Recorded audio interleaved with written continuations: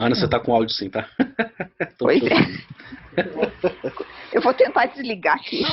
Não, fica à vontade. Daqui a pouco o nosso chefe de TI aí detona a gente. Ok. Bloqueio geral.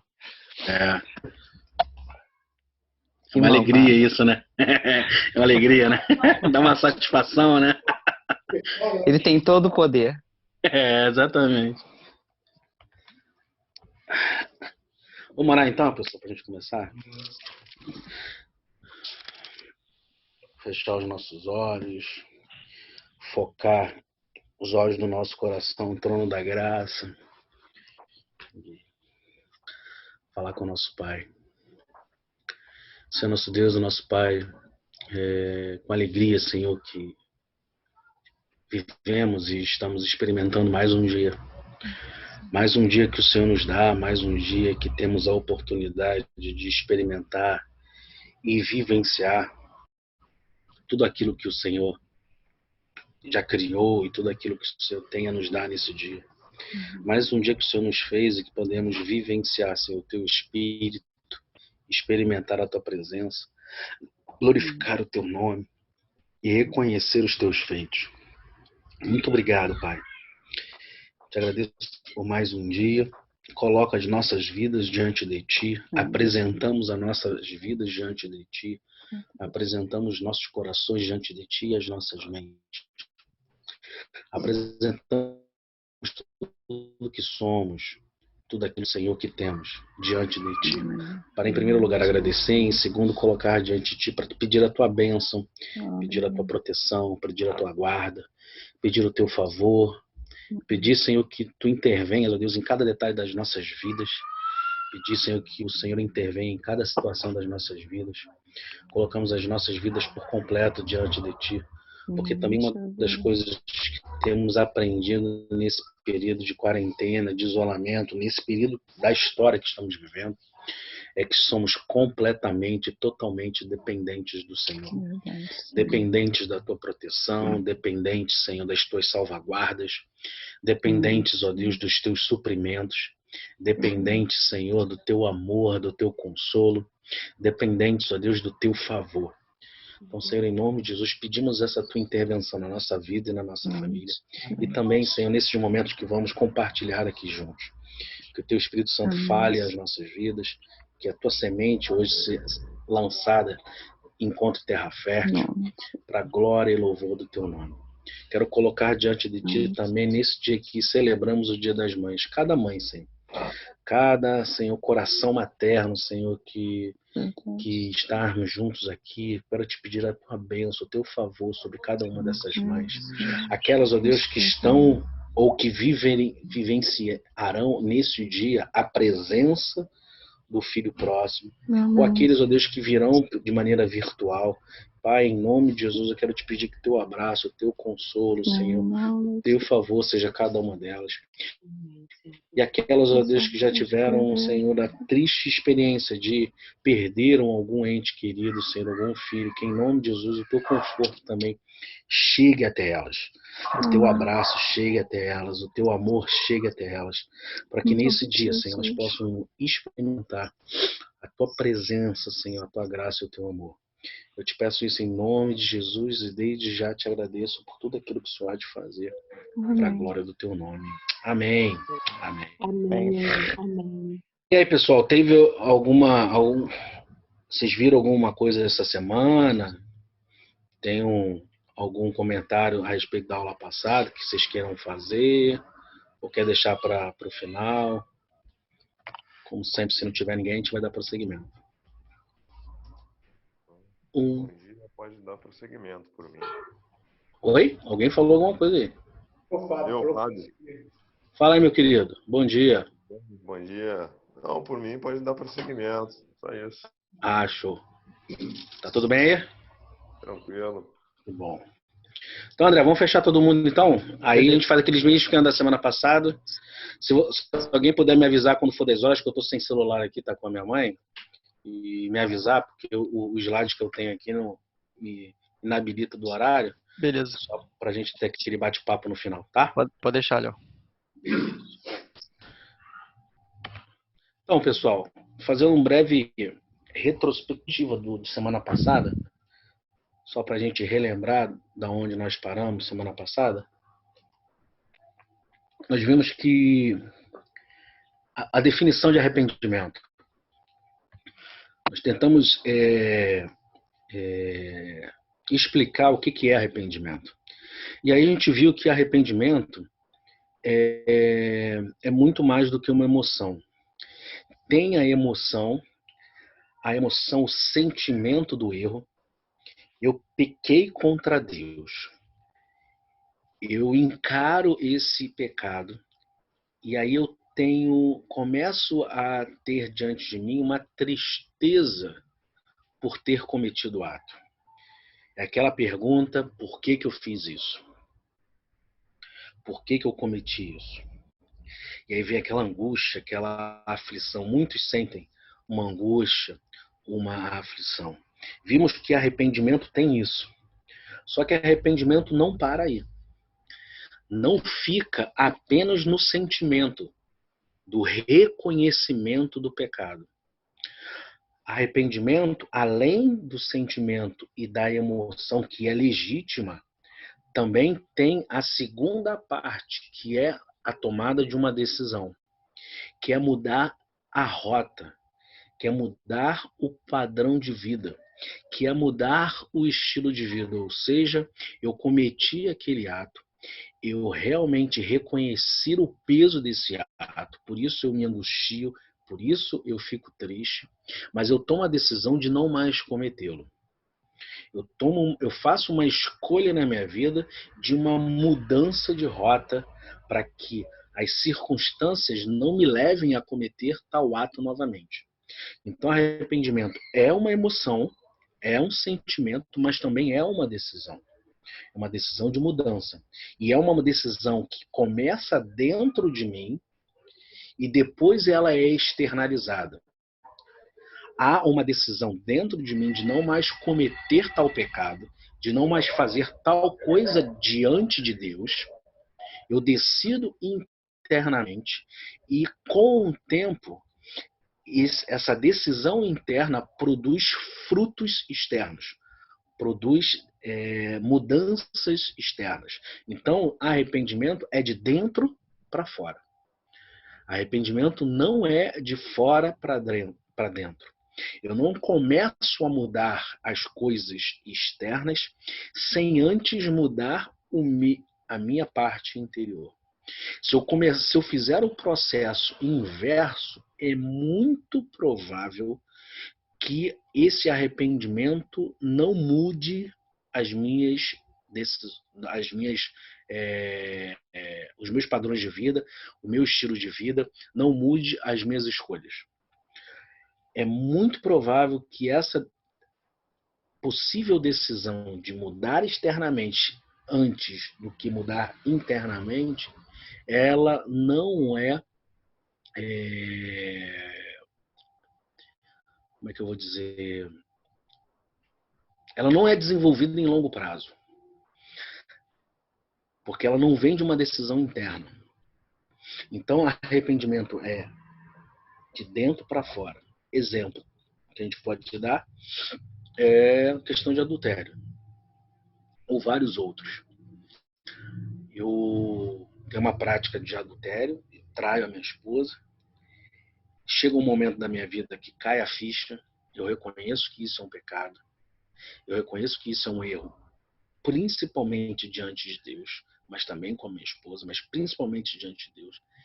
E aí eu reconheço, eu internalizo esse erro, me angustio, fico triste por ter cometido tal ato, por ter caído a ficha, e aí eu tomo uma decisão de não mais cometê-lo. Para isso, eu elaboro ou planejo na minha vida estratégias para não cometer tal ato. Então, se eu tinha o telefone da uma tal pessoa, eu procuro apagar, procuro encerrar o meu convívio, o meu relacionamento com ela. Eu procuro não mais estar em mesmo ambiente que eu frequentava. Eu procuro não mais estar com ou influenciado por pessoas que antes eu convivia, para não ser impelido ou não ser me colocar diante de situações que eu fazia e não quero mais fazer. E isso a gente pode levar, esse exemplo a gente pode levar não só para o adultério, mas para mentira, para roubo, para pessimismo exagerado, enfim, você pode levar esse tipo de exemplo para os mais variados pecados. Então nós vimos isso semana passada. Chegamos até aí. Que arrependimento é uma decisão pessoal interior, que gera uma mudança de atitude, mudança de rumo. E começamos a ver também que arrependimento é desenvolvido através de uma escada. São passos que, às vezes, são passos que em cada passo acontece simultaneamente. No entanto, para que haja um arrependimento bíblico, um arrependimento verdadeiro, a gente pode considerar que existem 5 passos que nós chamamos de 5 seis do arrependimento. 5 seis. O primeiro é convicção. Eu me convenço do erro, me convenço de que eu pequei. O segundo C, depois que eu me convenço, vem a tristeza, vem a aflição, vem a angústia, é a escada, o degrau da contrição. O terceiro C é o C da confissão, ou seja, eu me convenci de que errei, eu estou triste por ter errado, agora eu preciso confessar o meu erro, para que haja remissão, para que haja perdão, para que haja lavagem do meu pecado. Então eu já estou convencido de que errei, eu fiquei triste por ter cometido tal ato, eu confessei ele diante de Deus, agora eu declaro, eu deposito a minha confiança em Deus, de que Deus pode perdoar e de que Deus quer me perdoar.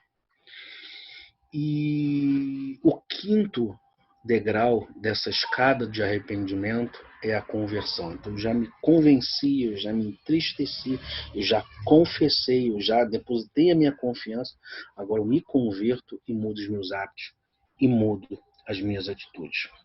Então nós vamos ver que essa escadinha do arrependimento é um processo que acontece nessa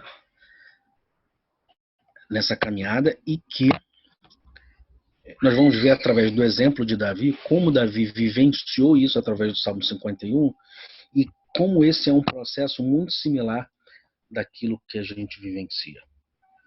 Então, os 5 6 começa primeiro com a convicção. Eu sou convencido ou eu me convenço de que errei. Ou seja, a ficha cai a ficha. Eu falo, putz, não acredito que eu fiz isso. Eu falo, realmente eu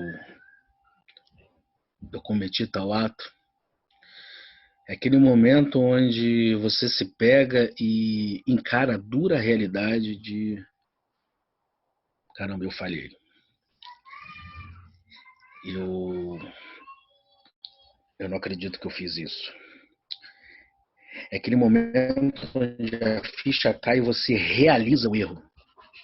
É aquele momento onde você encara o ato do pecado. É aquele momento onde Davi caiu a ficha dele e ele diz, eu pequei contra ti, Senhor. Eu pequei contra Deus.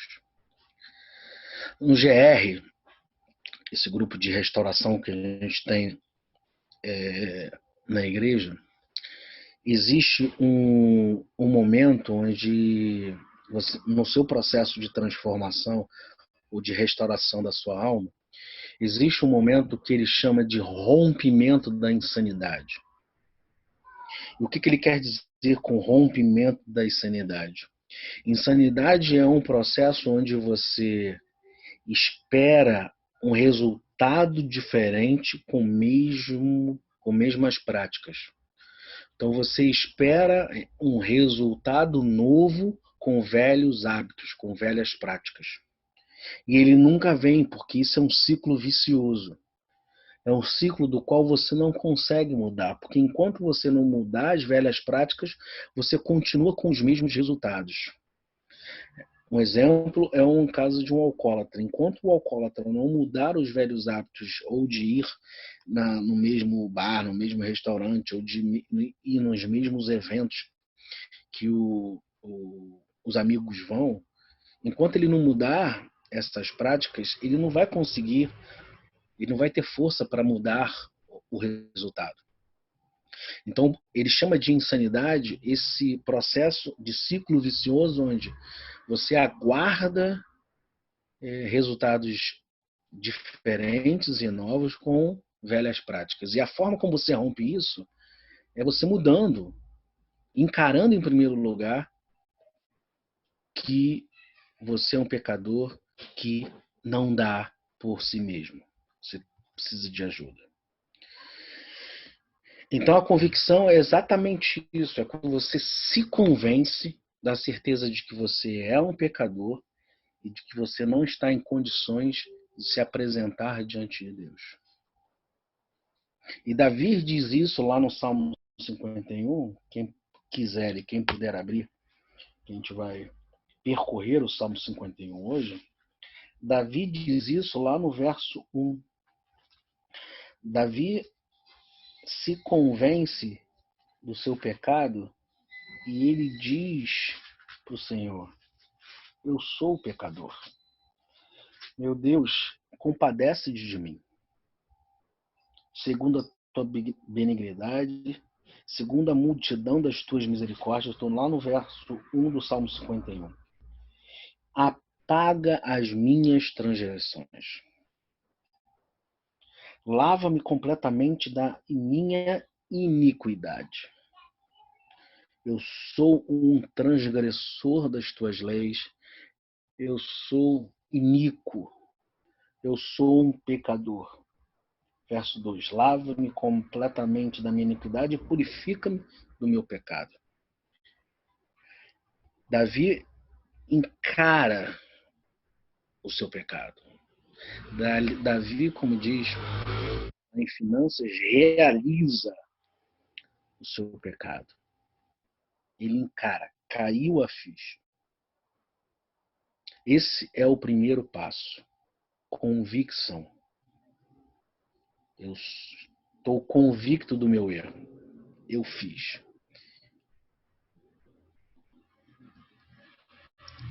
Esse é o primeiro degrau. Depois que eu estou convencido do meu erro, depois que eu reconheci o meu erro, eu passo para o segundo passo, para o segundo degrau, que é onde tem a contrição, a angústia, a aflição, que é aquele momento de decepção consigo mesmo, que é aquele momento que muitos sentem vergonha por ter cometido tal erro, tal ato, tal pecado.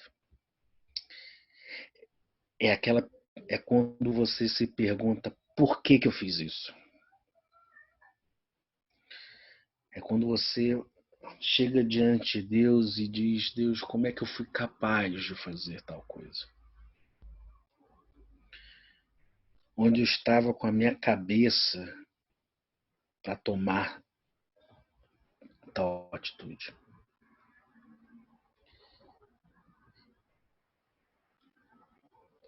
A tristeza me leva a fazer esse tipo de pergunta. Muitos chegam ao nível da angústia. Muitos chegam ao nível da depressão.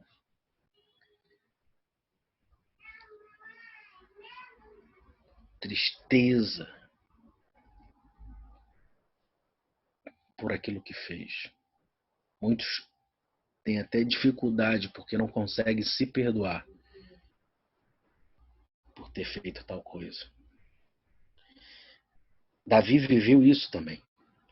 No verso 3 ele fala: Deus, eu conheço, eu sei, eu entendo, eu sei o que eu fiz. Eu conheço as minhas transgressões e o meu pecado está sempre diante de mim. Eu não consigo pensar em outra coisa.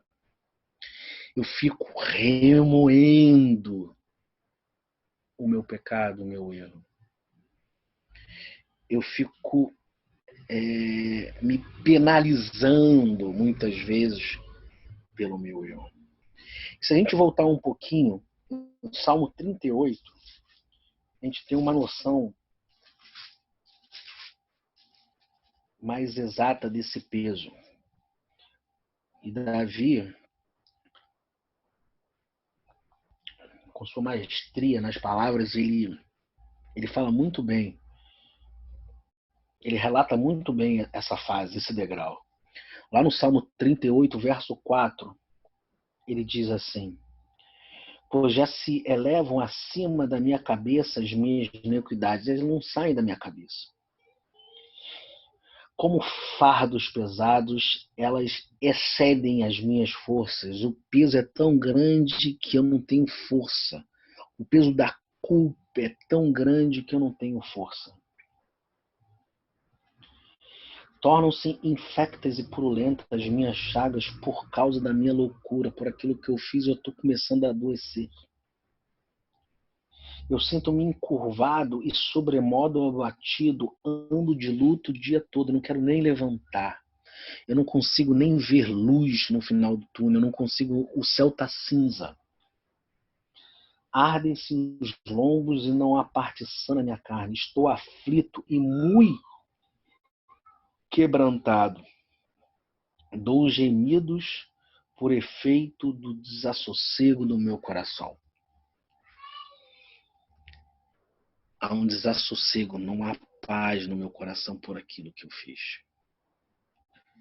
E esse degrau é tão importante, de luto, de tristeza, de angústia do pecado, que uma tristeza segundo Deus, ela produz arrependimento. E uma tristeza segundo o mundo, ela produz morte. Então esse momento de luto é importante que a gente viva para que esse reconhecimento do erro e essa tristeza por ter pecado com Deus, contra Deus, produz salvação. Olha o que diz lá Paulo em 2 Coríntios. 2 Coríntios, capítulo 7.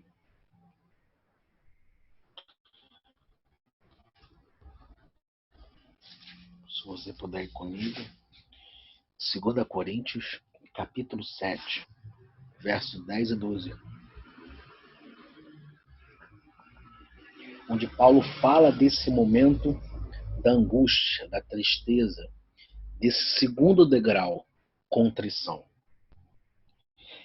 2 Coríntios 7, verso 10 diz assim: porque vamos ler do 9. Agora, Paulo dizendo: me alegro não porque fostes contristados. Eu estou alegre não porque vocês ficaram tristes, mas porque fostes contristados, porque ficaram tristes para, com o fim, com o objetivo de arrependimento. Porque fostes contristados segundo Deus. Porque fostes entristecidos segundo Deus. Porque você se apresentou diante de Deus com seu erro, com seu pecado. Para que de nossa parte nenhum dano sofresses. 10. Porque a tristeza segundo Deus produz arrependimento para a salvação, que a ninguém traz pesar, mas a tristeza do mundo produz morte. Então esse segundo degrau de contrição é uma tristeza segundo Deus que te leva ao arrependimento do pecado. Então, nós podemos sintetizar que segundo degrau contrição é uma tristeza e vergonha por ter ofendido Deus, ter ofendido a santidade de Deus. E voltando lá para o Salmo 51,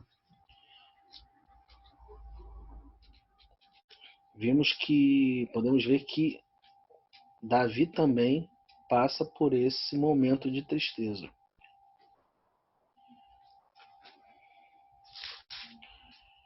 No verso 3, o meu pecado está diante de mim.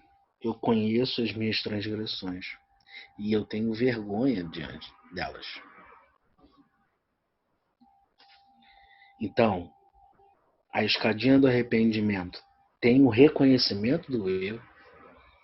Esse reconhecimento produz em mim uma tristeza, uma angústia, uma aflição, que eu só consigo ser aliviado quando eu vou para o terceiro degrau, quando eu confesso. Quando eu chego diante de Deus e falo para Ele, Senhor, eu reconheço o meu erro. Eu assumo as responsabilidades pelo meu erro. E eu estou triste por causa disso, mas eu apresento Ele diante do Senhor. A confissão, o terceiro degrau, confissão, é quando você verbaliza o que você fez. É quando você declara o que você realizou. É quando você confessa o pecado.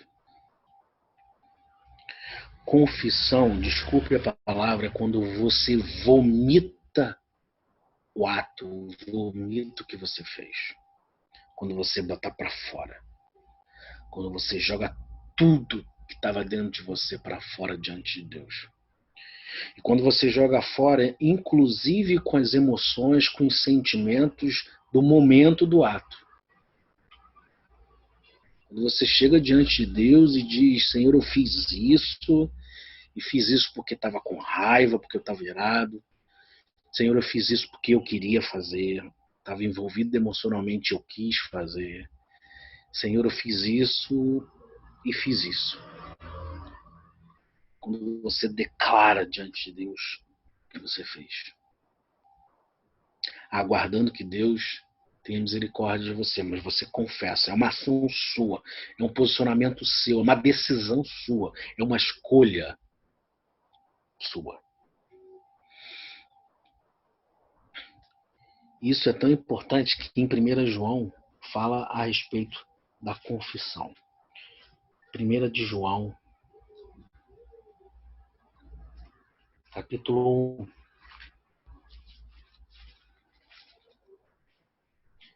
1 de João 1, verso 8. O que diz 1 de João? Capítulo 1, verso 8 diz assim: se dissermos que não temos pecado nenhum, a nós mesmos nos enganamos e a verdade não está em nós. Ou seja, é impossível que ninguém esteja em pecado. Então eu estou em pecado. 9. Agora, se confessarmos os nossos pecados, Ele, Deus, é fiel e justo para nos perdoar os pecados e nos purificar de toda injustiça. Então, quando eu confesso o meu pecado, é um passo para obter perdão, um passo para obter misericórdia. Olha o que Salomão também diz sobre confissão. Provérbios 28. Provérbios 28, verso 13, diz assim: os que encobrem suas transgressões jamais prosperará. Mas o que confessa e deixa alcançará misericórdia. Mostrando a importância da confissão. Quando você confessa, e aqui é o processo completo de arrependimento, confessa e deixa, alcança misericórdia. Mais uma vez, Davi, Salmo 32, verso 5, a respeito da importância da confissão. Salmo 32, verso 5 diz assim: confessei-te o meu pecado e a minha iniquidade não mais ocultei. Não coloquei mais panos quentes, não toquei nesse assunto, não mexi nessa ferida, mexi sim, e disse: confessarei ao Senhor as minhas transgressões, e tu, Senhor, perdoaste a minha iniquidade do meu pecado. Mostrando que para que haja perdão, haja remissão de pecados, é necessário que haja a confissão do erro. É necessário que eu declare o meu pecado, que eu verbalize o meu pecado diante de Deus. Eu tenho que botar isso para fora, eu tenho que encarar isso no e cru, eu tenho que encarar, admitir que sou pecado,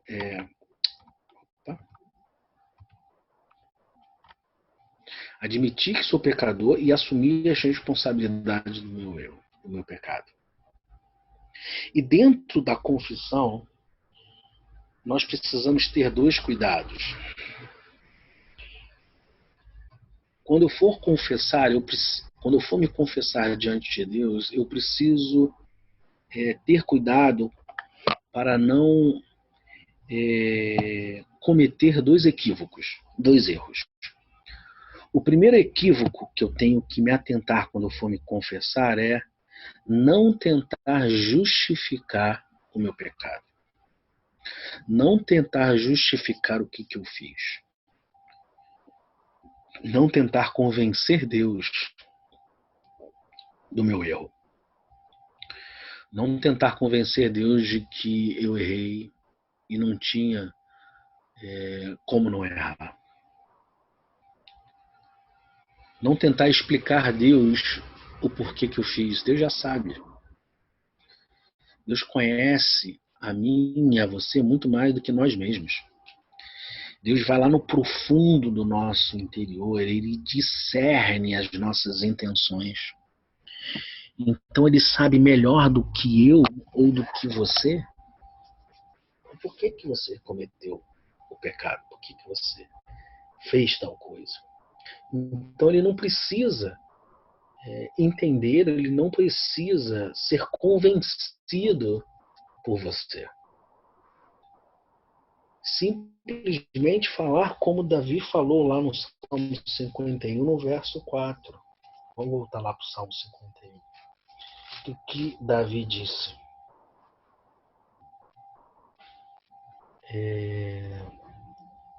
Pequei contra ti e contra ti somente e fiz o que é mal perante os teus olhos, de maneira que serás tido por justo no teu falar e puro no teu julgar. Davi não tentou explicar para Deus o que o levou a adulterar com Batseba.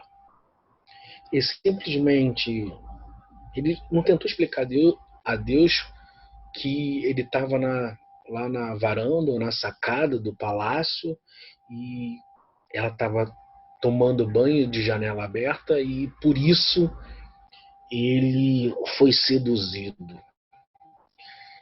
Ele não tentou convencer Deus. Ele simplesmente falou: Deus, eu pequei contra ti. Contra ti somente eu errei.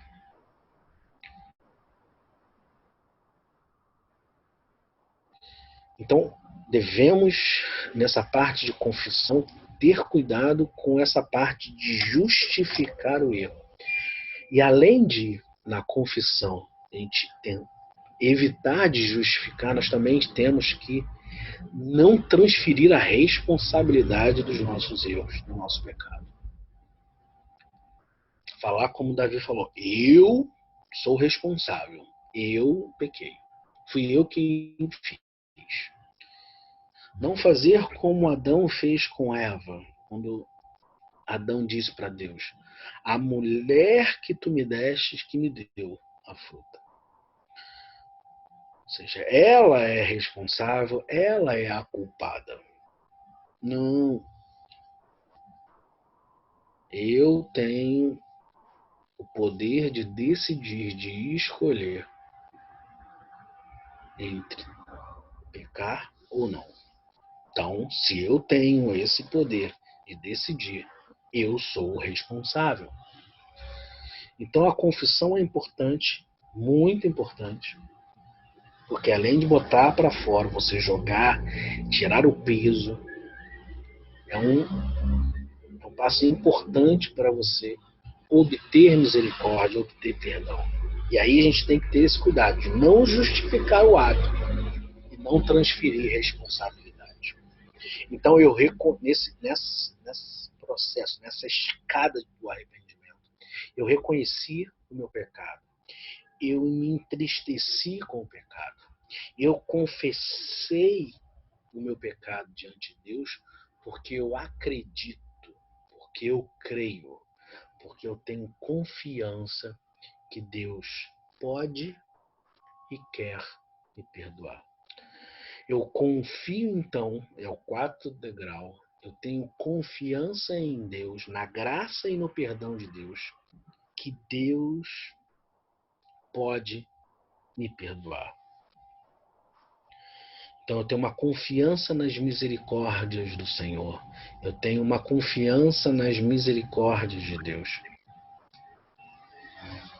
E aí eu posso ver, ter certeza no meu coração através de lamentações. Quando Jeremias diz lá em Lamentações 3,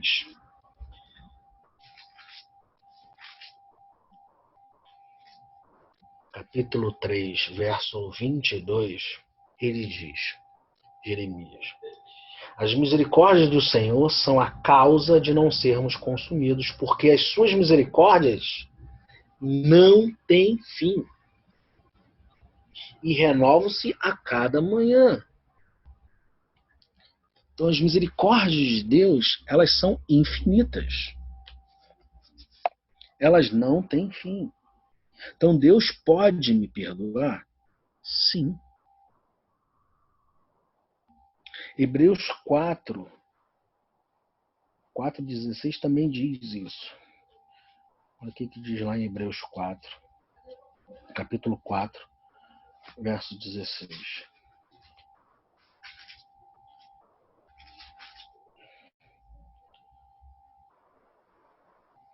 Cheguemos-nos, portanto, confiadamente junto ao trono da graça, junto diante de Deus, a fim de que recebermos misericórdia e acharmos graça para socorro em ocasião oportuna. Então, em Deus há esperança para o perdão. Em Deus há perdão, há graça, há misericórdia. Então, Deus pode me perdoar. Esse peso pode ser removido por Deus. Agora, uma pergunta que a gente pode fazer é: Deus quer me perdoar? Eu creio que Deus pode me perdoar, mas Deus quer, Ele tem interesse, Ele está interessado em me perdoar?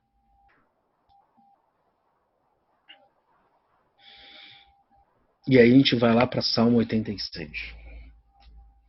Já vimos que Deus pode. E essa é uma confiança que há no nosso coração nessa caminhada do arrependimento. Agora, Deus quer nos perdoar, já que eu sou um pecador e vivo errando. Salmo 86, verso 3 diz assim: compadece de mim, ó Senhor, pois a ti clamo de contínuo. Alegra a alma do teu servo, porque a ti, Senhor, elevo a minha alma. Pois tu... Onde eu tô? 5. Pois tu, Senhor, és bom e compassivo, abundante em benignidade para com todos os que te invocam. Escuta, Senhor, a minha oração e atende à voz das minhas súplicas. No dia da angústia, clamo a ti, porque me responde. Deus quer nos perdoar. Ele age com bondade, com compaixão, com bondade para todos os que invocam. Todos. Quando a Bíblia diz todos, ela engloba tudo, não são alguns exclusivos. Então não é por aquilo que você faz ou deixa de fazer. Deus te ama. O amor de Deus não vai mudar se você fizer mais ou se você fizer menos. Deus te ama. Ele quer a sua presença perto dele. Então ele tem o poder, tem a capacidade de te perdoar, e Deus também quer te perdoar. A gente pode também ver isso através da parábola do filho pródigo. Vamos lá em Lucas. Lucas capítulo 15.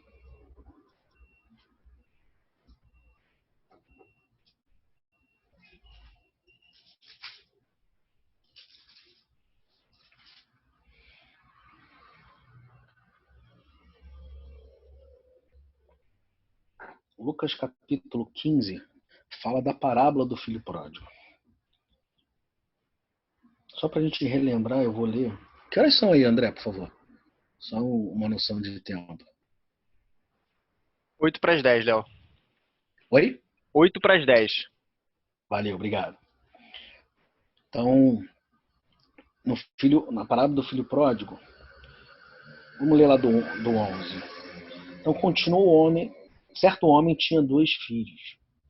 O mais moço deles disse ao pai: Pai, dá-me a parte dos bens que me cabe. E ele lhes repartiu os haveres. Passado não muitos dias, o filho mais moço, ajuntando tudo que era seu, partiu para uma terra distante e lá dissipou todos os seus bens, vivendo dissolutamente. Depois de ter consumido tudo, sobreveio àquele país uma grande fome e ele começou a passar necessidade. Então ele foi e se agregou a um dos cidadãos daquela terra. E este cidadão mandou para os seus campos aguardar porcos. Ali, desejava ele fartar-se das alfarrobas que os porcos comiam, mas ninguém lhes dava nada. Então, caindo em si, caiu a ficha dele, ele reconheceu o erro, conheceu o pecado e lhe disse: Quantos trabalhadores de meu pai têm pão com fartura, e eu aqui morro de fome? Levantar-me-ei e irei ter com o meu pai. E lhe direi: Pai, eu pequei contra o céu e diante de ti. Olha a confissão. Já não sou digno de ser chamado teu filho. Trata-me como um dos teus trabalhadores. E levantando-se foi para o seu pai. Vinha ele ainda longe, quando seu pai o avistou. E compadecido dele, correu, o abraçou e beijou. E aí ele confessa mais uma vez: Pai, pequei contra o céu diante de ti, não sou digno de ser chamado teu filho. E aí a reação do pai: disse aos seus servos: Trazei depressa a melhor roupa, vestiu, pondo no seu dedo e sandália nos pés. E trazei também e matai o novilho cevado, comamos e regozijamos-nos. Porque este meu filho estava morto e reviveu, estava perdido e foi achado. E começaram a regozijar-se. A atitude do pai foi de compaixão com o filho. Correu e abraçou.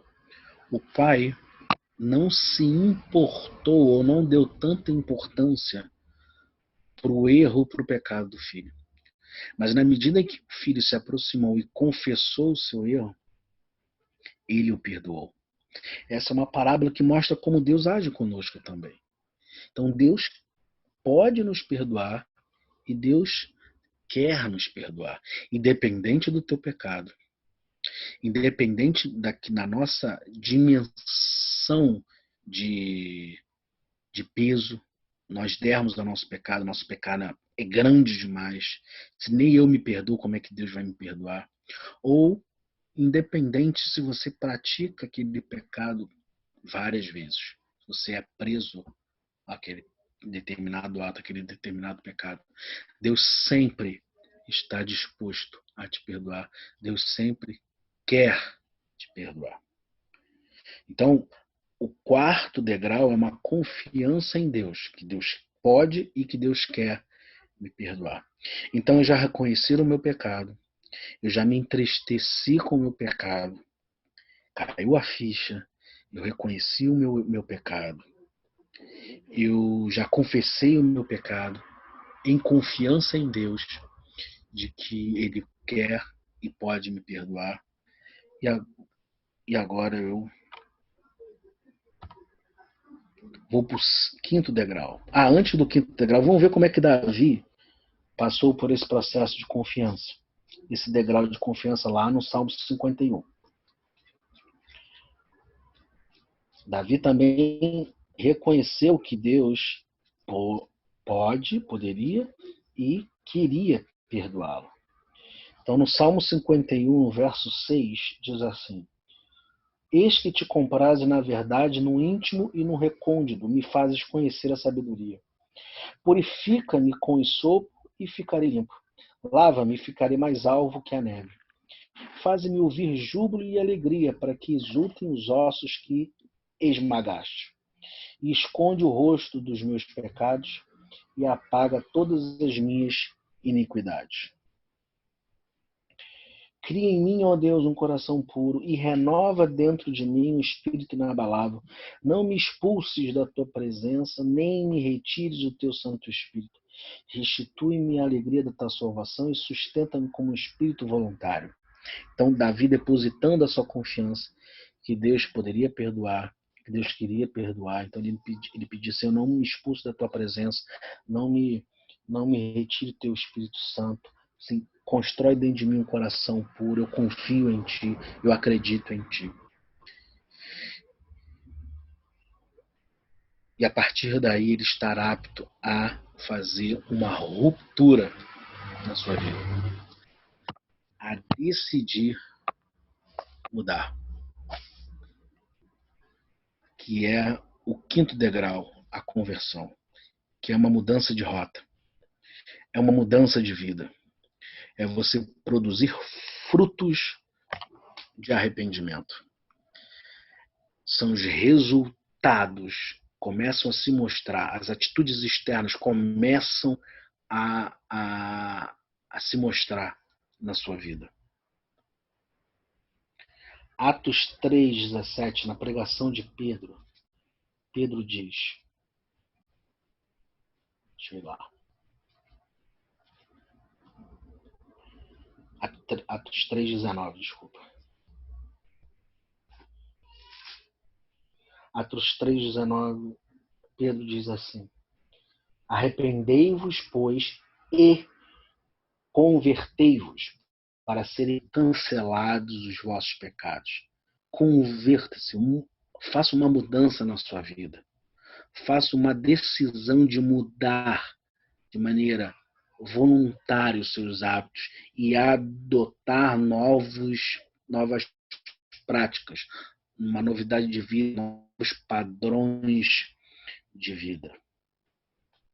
Lucas 3, João Batista fala o que é frutos de arrependimento.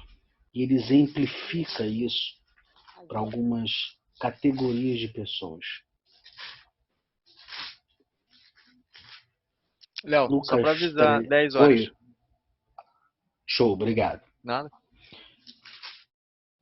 Lucas 3, verso 8, diz assim: João Batista pregando, as pessoas começam a interlocutar com ele, tentar entender o que ele estava querendo dizer. E aí, João Batista fala no verso 8, Lucas 3, verso 8. Produzi, pois, frutos dignos de arrependimento, e não comeceis a dizer entre vós mesmos, tendo por pai Abraão, porque eu vos afirmo que dessas pedras Deus pode suscitar filhos a Abraão. Os judeus consideravam, por ser judeus, estavam imunes, então eles não precisavam fazer nada, bastava ser judeu para obter a salvação. E aí João Batista confronta isso com eles. Ó, mesmo de pedras Deus pode levantar filhos de Abraão. E também já está, verso 9, e também já está posto a machado à raiz das árvores, toda árvore, pois que não produz bom fruto é cortada e lançada ao fogo. Verso 10. Desculpa. Então as multidões o interrogaram, dizendo: beleza, então o que a gente tem que fazer? Ele responde: produzir frutos de arrependimento, que são: quem tiver duas túnicas, reparta com quem não tem. E quem tiver comida, também reparta. Se você tem para dividir, divida. Se você tem e sabe que alguém tem necessidade, compartilha. 12. Foram também os publicanos para serem batizados e perguntaram: mestre, o que havemos de fazer? E aí ele respondeu: não cobrei mais do que estipulado, seja honesto. Se converta. Seja honesto. Não fraude.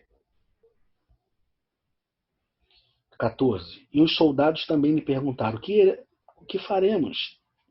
E ele disse: a ninguém maltrateis, não deis denúncia falsa e nem contentai-vos com o vosso saldo. Não sedes corruptos. Não maltrate as pessoas.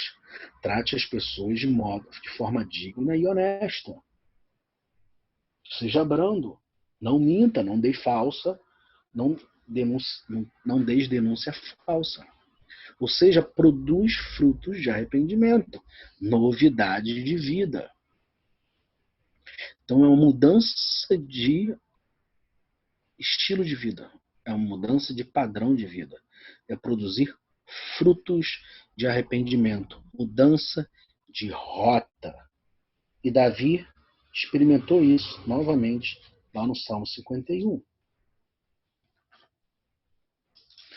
No Salmo 51, verso 12, a partir do 12, esse processo de conversão, de mudança de vida na vida de Davi, começa. Porque ele fala: restitui-me a alegria da tua salvação e sustenta-me com o espírito voluntário. Para que, a partir daí, então, ensinarei aos transgressores os teus caminhos, pregarei as tuas verdades, e os pecadores se converterão a ti. Livra-me dos crimes de sangue, Deus da minha salvação, e a minha língua exultará a tua justiça, glorificarei a tua justiça. Abre-se os meus lábios e a minha boca manifestará os teus louvores. Glorificarei a Deus através da minha vida. Não comprases em sacrifícios, do contrário eu te os daria. Não te agradas de holocaustos. Sacrifícios agradáveis a Deus são espírito quebrantado, coração compungido e contrito. Não desprezarás, ó Deus. Faze bem assim, segundo a tua boa vontade. Edifica os muros de Jerusalém. Então te agradarás dos sacrifícios de justiça, dos holocaustos e das ofertas queimadas, e sobre teu altar se oferecerão novilhos. Ou seja, eu terei práticas de adoração, práticas, como a gente viu lá em Colossenses, na aula passada, em Colossenses 2, eu terei hábitos de vida diferentes daqueles que eu cometia. Então, arrependimento é uma subida nessa escadaria do arrependimento, passando por esses 5 degraus. Eu reconheço o erro, reconheço o meu pecado, eu me entristeço com o meu pecado, com aquilo que eu fiz, o porquê que eu fiz isso. Caiu a ficha. Eu confesso isso diante de Deus, confesso o meu pecado diante de Deus. Confesso o meu pecado diante de Deus por haver em mim uma confiança que Deus pode e que Deus quer me perdoar. E aí eu faço uma mudança na minha vida. Eu rompo, como a gente viu mais cedo, com a insanidade. Eu produzo uma mudança de estilo de vida através da conversão.